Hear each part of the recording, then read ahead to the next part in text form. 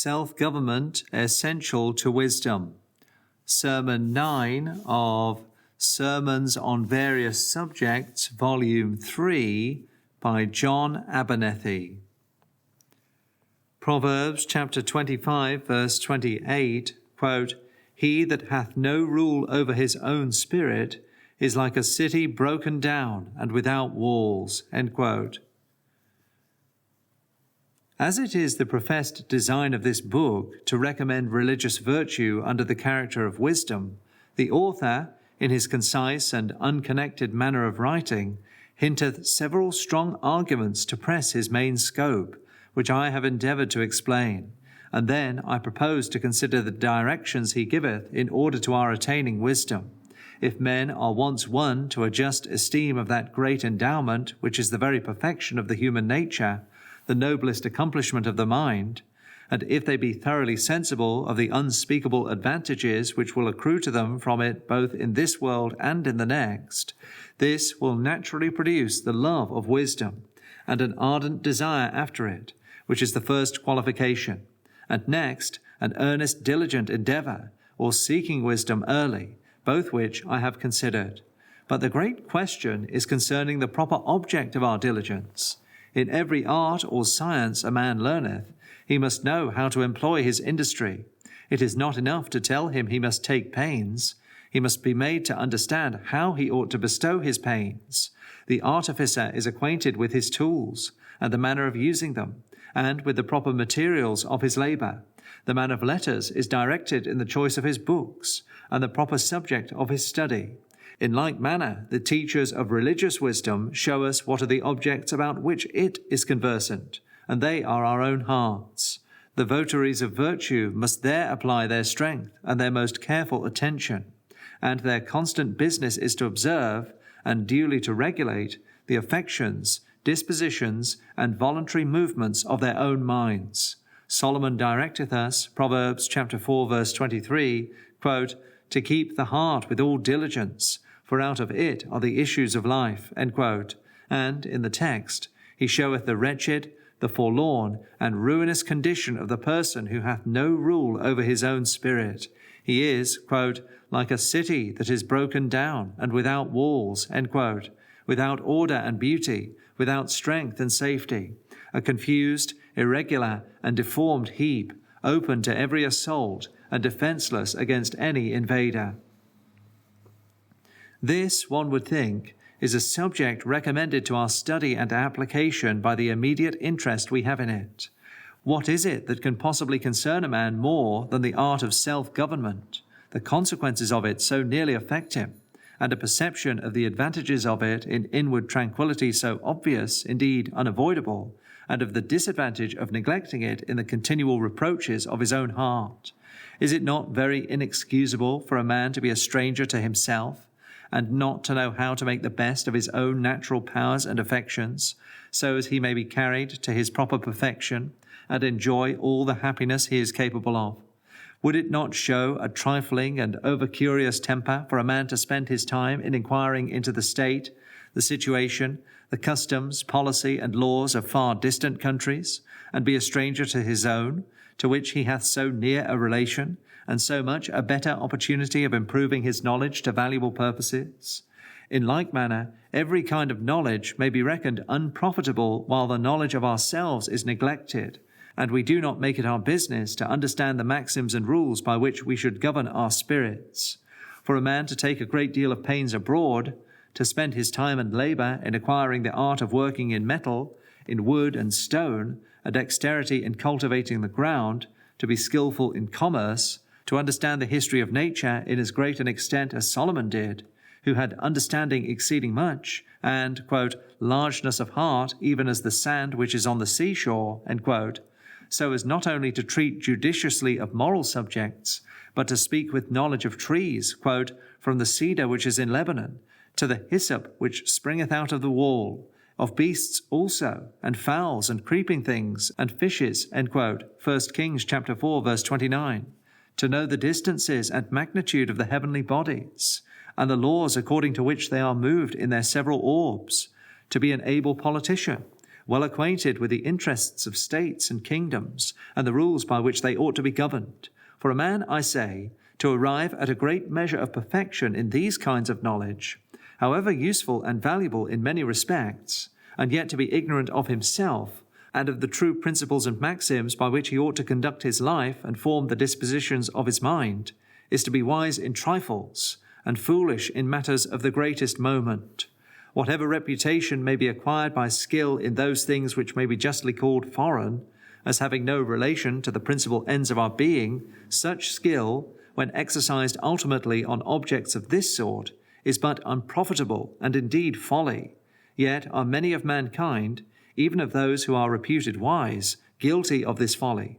For though the object of religious wisdom be very near us, and our most immediate concern, it is very often overlooked, the minds of men being too much engrossed by the objects of sense, or through a secret unwillingness to enter into study and discipline. I will endeavour in this discourse, first, to give you at least a general notion of what it is to have rule over our own spirits, and then you will see the usefulness of it, and the inseparable connection it hath with attaining to and making progress in wisdom. First, let us consider what it is to have rule over our own spirits. It is observed by expositors that the word rendered, quote, spirit, end quote, sometimes, in the writings of this author, signifieth anger, as Ecclesiastes chapter 10, verse 4, quote, if the spirit of the ruler, end quote, that is, his wrath, quote, rise against thee, leave not thy place, for yielding pacifieth offences, end quote. And Proverbs chapter 16, verse 32, quote, he that is slow to anger is better than the mighty, and he that ruleth his spirit than he that taketh a city, end quote. This, no doubt, is one of the passions which ought to be kept under a steady government, if we would make any proficiency in wisdom, for, quote, it resteth in the bosom of fools, end quote. But there are other affections and passions of the human nature, which for the same reason it is necessary to restrain and control, because, often rising to an exorbitant height, they are enemies to virtue. To have a just view of this subject, we ought to consider the entire constitution of our minds, and all their powers and faculties, affections and passions, between which there is supposed a great difference, seeing it is the same agent who is to rule and be ruled, that is, the same spirit. There is something in it which hath a right to dominion, as being in its nature superior.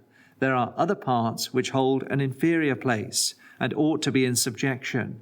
Now, if we attend to the constitution of the human spirit in its full extent, we shall find in it a great variety of powers and affections, various senses or ways of perceiving things without us, various desires and aversions, a power of reflecting upon ourselves, of comparing our own thoughts, and the representations which are made to our minds of things as good or evil, of inquiring into the importance of them, and all the considerations which should direct our choice, and of determining upon the whole.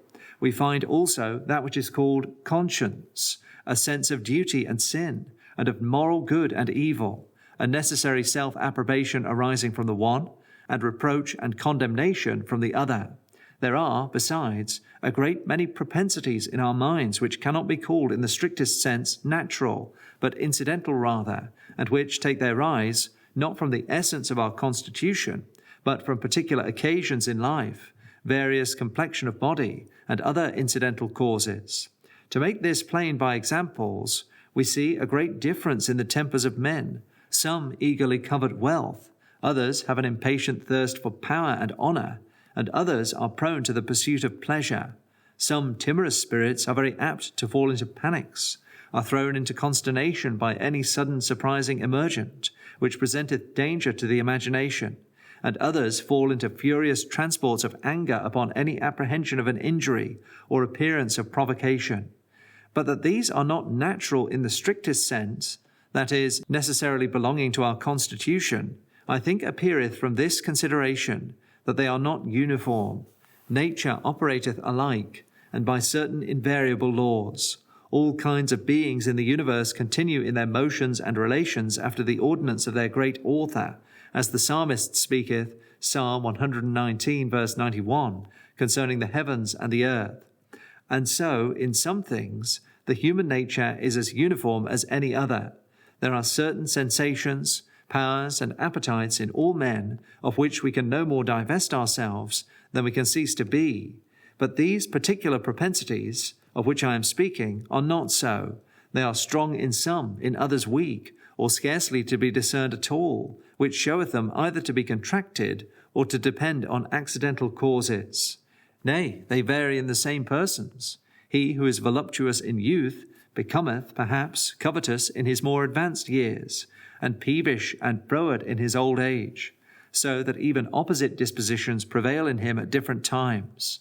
Besides, they have been, the very strongest of them, conquered and amended by firm resolution, by diligence in the use of proper means, with the assistance of divine grace. As to the causes of these affections and propensions in men, there is generally thought to be, and probably is, a remote tendency to particular dispositions of mind from the very frame of the body. One is sanguine, another is choleric, another is melancholy. But there is no such infelicity of bodily constitution as hath a necessary influence on the mind, while it continueth possessed of its natural powers to form its temper. Otherwise, the disorders arising from this cause would be faultless. The constitution of the body may minister great temptations, yet the mind hath a natural force and is under a law to resist them. I am apt to believe the more general cause of criminal disorders and contracted faulty dispositions is from rash opinions hastily taken up and on no just grounds. Every man may find, if he considers what passeth in his own heart, that besides the impressions which are necessarily made by external objects, there are images continually formed in the fancy, and there are often confused combinations of thoughts, representations of things which have no existence nor any foundation in reason. The imagination joineth notions very arbitrarily together. Sometimes only the dark side of an object is seen, without attending to that which is more agreeable. Sometimes only those parts are viewed which are apt to administer pleasure and more desire, stripping it of everything which hath a contrary tendency, which, however, ought to be considered in order to form a true judgment. Very often our false opinions are imbibed from the company we converse with, or occasioned by outward circumstances, education and custom, all which are known to have a great share in forming the tempers and manners of men. From this short and general view of the human spirit, we may take our rise to the consideration of the government which is established in it, where the proper authority is lodged, and what ought to be subject. There are some things exempted from this dominion, and are indeed not properly under any law, because we have no liberty in them.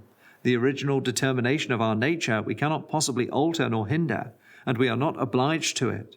We cannot put a stop to the perception we have by our senses, to our hearing sounds, seeing colours, and perceiving other sensible qualities, nor yet to the original appetites, as hunger and thirst, or to the natural desire of happiness, nor indeed to the approbation of actions morally good, when we understand them, and the disapprobation of that which is evil. These things do not belong to the rule of our spirits. They are the constant, necessary effects of the law of nature, or the constitution which the author of our beings hath given us. But there are powers and affections in our minds, the exercise whereof is under our direction, and we are accountable to ourselves for it. For instance, a man's rule over his spirit consisteth in suspending his determination, till he hath duly examined the causes and motives upon which it is founded. I observed before that we are liable to many mistakes in this state of infirmity, whereby we are drawn into a wrong conduct, not that the fault consisteth in the erroneous opinions themselves, but the criminal causes by which we are betrayed into them, and in too hastily following their direction without inquiring whether it be right or wrong. This power of deliberating and suspending determinations we are conscious of, and can never justify it to ourselves that we do not exercise it upon proper occasions. No man findeth himself under a necessity of consenting to every proposal which is made to him, or of following every suggestion in his mind. He hath a power of doing or forbearing, of choosing or refusing. Nay, we are not under a necessity of acting according to the first apparent probability. We can suspend our judgment and our choice till we have considered more maturely, till we have examined whether there be not a stronger argument, and a juster motive of action on the other side. By a constant, careful attention, a sincere, that is, a diligent, impartial inquiry, a great many of our errors might be corrected, which are the unhappy sources of ill conduct. Those vain images formed in the fancy, into the eager and indeliberate pursuit of which we suffer ourselves to be hurried, might be prevented, and that confused assemblage of thoughts which exerciseth strong propensions and aversions, very often unreasonable, might be broken. This is the first, and indeed an essential branch of self-dominion, or rule over our own spirits, without which we have not the right use of reason, which is our principal distinguishing faculty, nor can regularly pursue the proper ends of such a being. On the other hand, it is to be considered that our condition and capacity is limited and imperfect. We cannot, at one view, comprehend the whole of things which are necessary to be considered in order to the direction of our choice and our practice, but must take them in gradually and pursue our inquiries by leisurely steps, as the narrowness of the mind will allow. How then is the understanding to be exercised, if it is to be exercised at all in forming our conduct, but in deliberation? And what room is there for deliberation, unless the active powers be suspended to give way to it? On the other hand, this is the high prerogative of our being, above inferior agents, particularly those of the brutal kind. God hath made us with a variety of desires and affections, between which a balance is to be preserved, that we may attain to the ends of our being and enjoy our true happiness. We have selfish desires, which terminate in private good or enjoyment. We will find in our own hearts, too, a desire of the good of others, and a desire to those actions wherein our own minds may approve us, to the things which are pure, true, and just, and honest, and lovely. The former are in many men strong and vehement, being continually indulged and complied with. The other are overlooked and neglected, whereby they become weak, and yet the force of them appeareth very great, by the most painful sensations which arise in the mind for counteracting them. It is for those creatures which have no desires but what centre in themselves, to follow their direction wholly and without any hesitation. But for us, whom God hath endued with a capacity, and even a sense of obligation, to do good to others and to please Him, we ought to cherish and actively endeavour to strengthen those nobler sentiments and dispositions, which is at the same time pursuing our own happiness in the best manner. For perceptions of the highest pleasure are annexed to them. But in order to preserve this due balance of the affections, and answer the ends of our entire constitution, which are so much superior to those of the brutes, it is necessary we should have, and habitually exert, the power of suspending our determinations, till we have examined and been satisfied concerning the motives upon which we act. The more we have of this power, and exercise it, the more we are masters of ourselves, and have rule over our own spirits, and that mind is impotent and without any defence against fatal misconduct, which acteth rashly and indeliberately. But more particularly, to have the rule over our own spirits is to keep the passions under an exact discipline, and to restrain their excesses. By the passions are meant those vehement sensations and emotions which accompany desire and aversion, the great springs of action in mankind. Experience showeth that often strong agitations of body and violent perturbations of mind attend our pursuit of what is apprehended to be good, and our aversion to and endeavour to shun evil. These, in their original design, as planted in us by the wise and gracious author of nature, are a very useful part of the constitution, directing and exciting us to the vigorous use of proper means for our own preservation and happiness, to which men would not be generally determined by calm reason and desire. Concerning every one of the passions, we may understand by serious reflection the particular ends and uses they serve, and it is the province of reason and conscience to keep them within those limits which the ends and uses direct, that is, to provide that they do not transport us beyond the just design, or into a vehemence above what the importance of it will allow. This will be best understood by particular examples. Anger is a passion which the author of nature hath planted in us for our own necessary defence, by repelling injuries, and that we may exert ourselves with vigour for the preservation of our lawful interests against unjust invasion.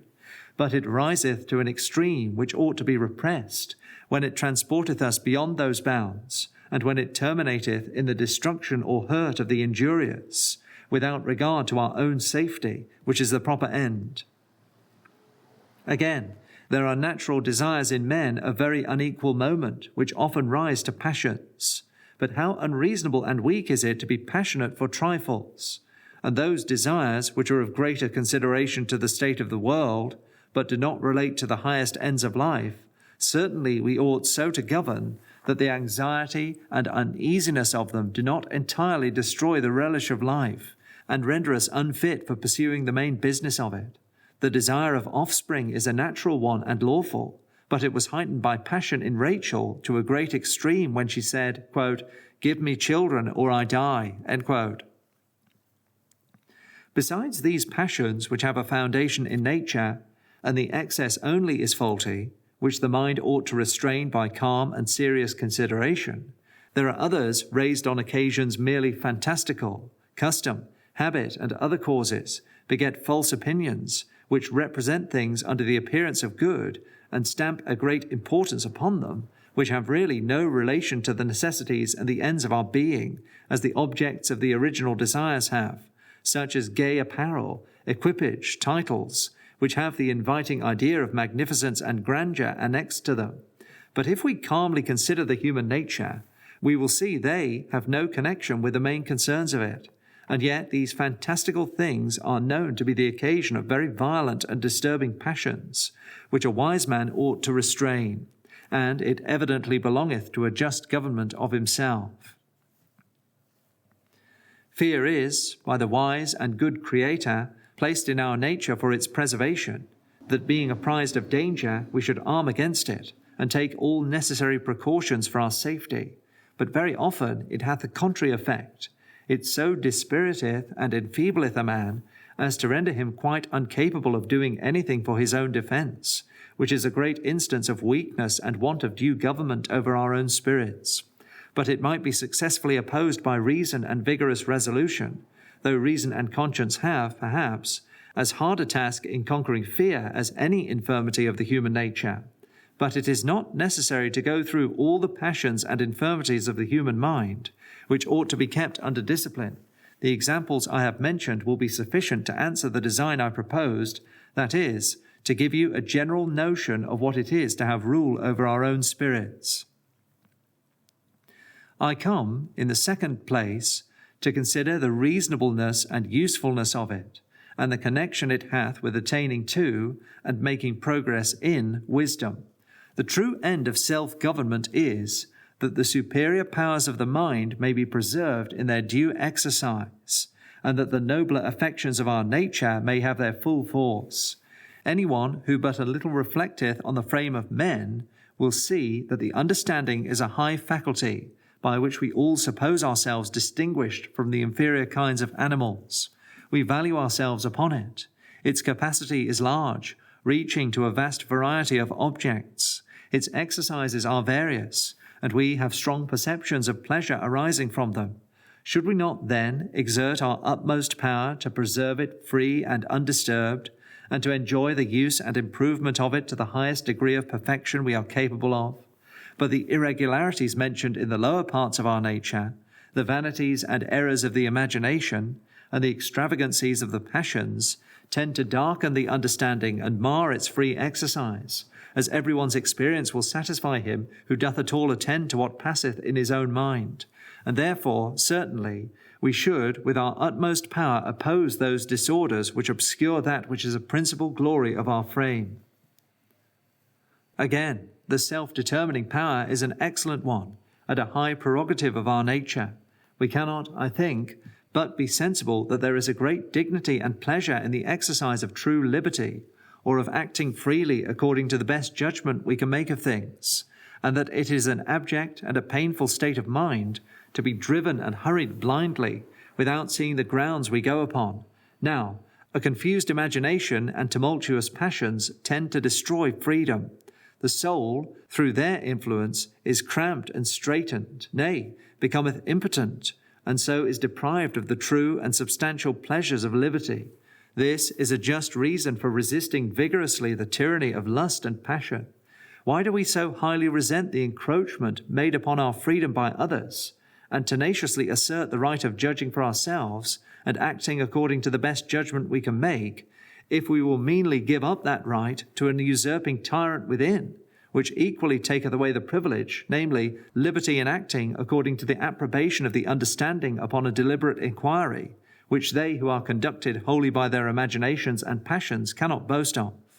It is true such men boast of liberty, which they place in casting off the restraints of reason and conscience, but, indeed, are under the basest and most wretched servitude, while, as St. Peter observeth, 2 Peter chapter 2, verse 19, quote, they are the servants of corruption, for of whom a man is overcome, of the same is he brought into bondage, end quote.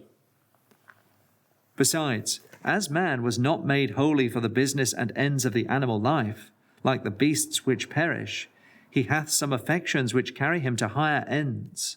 Every man who is arrived to the exercise of understanding hath some sense of duty to the deity, and benevolence to his fellow creatures.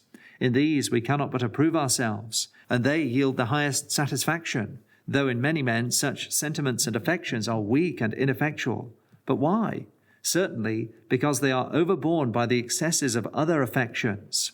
Because the lusts of the flesh, the lusts of the eyes, and the pride of life are strong, therefore the love of God and man is weak, the generous sentiments of piety and charity almost stifled. Now, is it not a deplorable condition men are in, when the inferior, the brutal desires are overgrown, tyrannizing in the heart without control, while the nobler affections, which are the glory of the human nature, and carry it to its highest ends, are almost extinguished? This should inspire us with resolution to restore the sovereignty of reason and recover the rule over our own spirits. And now, is it not apparent that this is the most important concern of ours, that this liberty, consisting in the freedom of the mind from the power of its own infirmities, and especially corrupt appetites and passions, is worth the contending for with the warmest zeal, seeing it is so necessary to all the great purposes of reasonable natures, all that ought to be dear and valuable to us as men, or which belongeth to the dignity of our being, and the place we hold in the universal system. What man is there whose indignation would not rise against the thought of degrading himself into the condition of inanimate things, or of brutes? Doth it not appear, even to our first thoughts, much more worthy, that conscious of the excellence of our nature, we should aspire to its true perfection, and maintain its dignity, which is then only done when we are governed by understanding and conscience? The text representeth the condition of the man who hath no rule over his own spirit as very deplorable. He is, quote, like a city that is broken down and without walls, end quote, the image of a weak and despicable state. Such a city is exposed to the assaults of its enemies, without any means of defending itself, preserving its rights, or protecting its inhabitants. Just so is the man in whom reason and conscience have lost their force, and no more maintain their dominion over the lower affections. He is a prey to every temptation, having no defense against it. Fierce passions, with an impetuous fury, drive him, and he hath no power to resist them, just as ships are driven by a tempest. In this case, it is impossible to attain to wisdom or virtue, and to make any progress in it, for it is the best exercise of reason. Religion is a reasonable service, and liberty is essentially necessary to it. For without willingness, or a free choice, everyone is sensible, there can be no such thing as religion or virtue. Though we may very well conceive moral goodness, indeed the most perfect, without what Solomon calleth the rule over our own spirit, or a mastery over passions and other infirmities, because there is no such thing, no affections or dispositions of a contrary tendency in the most perfect being, nor doth goodness necessarily include it. Yet, in the imperfect state of the human nature, the measure of virtue dependeth on, and is proportionate to, the degree of our conquest over the frailties, the selfish affections and passions of our own minds. And it may be justly said, not only that rule over the spirit hath a connection with wisdom in the moral and religious sense, but that it is the very thing itself. This, my brethren, giveth us just occasion to consider with regret the degeneracy of mankind. Solomon saith, Ecclesiastes chapter 7, verse 29, quote, that God made man upright, but they have sought out many inventions. End quote. The integrity of our nature consisteth in the dominion of the superior powers, and the subordination of the appetites and passions to them. But it is deformed when, on the contrary, the lower affections get the ascendant, and reason and conscience are dethroned, which experience as well as the Scripture showeth to be the unhappy case of sinners who are, quote, disobedient and deceived, serving diverse lusts and pleasures, end quote. The brutal part ruleth over the man. Passions indulged become untractable and impetuous, and custom in sinning is a principle strong as nature itself. The prophet represented the difficulty of reforming habitually vicious and wicked men by comparing it to a natural impossibility. Jeremiah chapter 13, verse 23, quote, "Can the Ethiopian change his skin, or the leopard his spots? Then may ye also do good, who are accustomed to do evil." End quote. But in the next place, I propose to our serious thoughts the unspeakable obligations we are under to the mercy of God for the gracious contrivance of the gospel, the principal design of which is to recover us to liberty or to self-dominion, to restore the just empire of reason and conscience, and to free us from the intolerable and most ignominious servitude of sin. That which our blessed Saviour intended to lead us to is a deliverance from the power of our lusts and passions, base and cruel masters. And though we have the principles in our constitution, which, duly improved, might bring us to that state of freedom, yet, considering how impotent we will become, God saw it needful, and we are greatly indebted to him for it, by a signal and gracious interposition to carry on that work. To this purpose, what could be better designed? God hath showed us what is good by a clear revelation. True wisdom is taught by a law, not left to be found out by reason, which in the greatest part of men is weak, and its light very much obscured. And a sanction is added of the greatest force to strike our minds and determine us to obedience. Eternal life is promised to the sincere, and everlasting destruction is threatened against impenitent sinners. To encourage and animate us in shaking off the yoke of sin and returning to God, the hope of forgiveness is confirmed by the sacrifice of Christ's death, in whom God hath declared himself well pleased and reconciled to sinners who obey the gospel. And the Spirit is promised and given to help our infirmities. And, quote, "Where the Spirit of the Lord is, there is liberty," end quote. 2 Corinthians chapter 3, verse 17. The tendency of his assistance and operations, and of the whole Christian ministration, is to rescue sinners from the most reproachful and painful bondage of sin, and teach them to rule themselves, to deny self, not reason and conscience, the power of which is re-established by the ministration of the Spirit, but the extravagancies of passion and the irregular desires of the flesh and of the mind. Let us, therefore, having so great encouragement, be prevailed with to use our best endeavours that we may more and more understand and accustom ourselves to this discipline, that so, making constant proficiency in wisdom, we may enjoy the fruits of it here in pleasantness and peace, and have the assured hopes of the reward which God hath promised hereafter to the wise. Daniel chapter 12, verse 3, quote, "That they shall shine as the brightness of the firmament," end quote, not in outward splendour, but true substantial glory.